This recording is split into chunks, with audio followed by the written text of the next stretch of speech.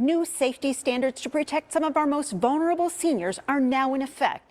The action follows extensive reports by the ABC 15 investigators on the alarming trend of seniors wandering away from care facilities and dying in the sweltering heat.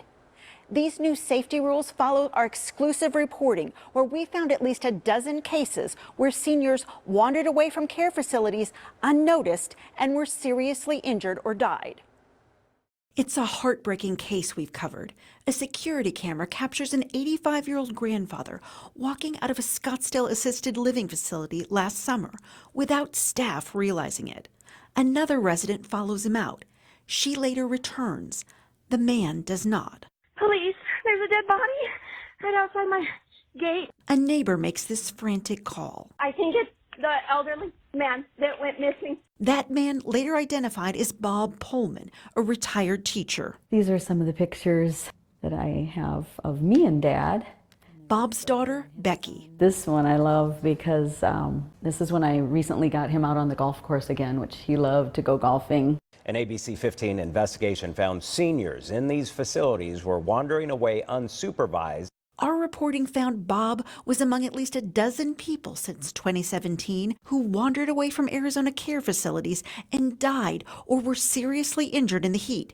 It's called an elopement, and no state agency has formally tracked situations like these. The Arizona Attorney General gets involved in a lawsuit that accuses a Scottsdale care facility of negligence. But after our investigations, state officials now requiring assisted living facilities that offer memory care to report an elopement within 24 hours. We have heard stories of people who've gotten out barefoot before in the middle of the summer, and it's just, these are tragic stories where they have burns on their feet, burns on their bodies after falling. AERP's Brandon Blake says these new rules are long overdue. I think it's tragic. I can only imagine you have left your loved one in the care of somebody else, and that care failed. Under the new rules, all staff must get training, 8 hours worth in memory care services.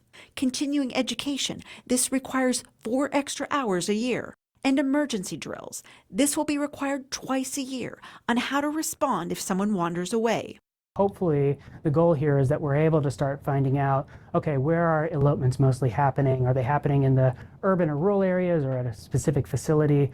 Families like Bob's hopeful these changes will save lives. It's just such a disappointment and just a horrible end to such a wonderful life, and just not what he deserved at all. And so in talking to you and getting this story out, I just hope that we can save somebody else from losing their dad.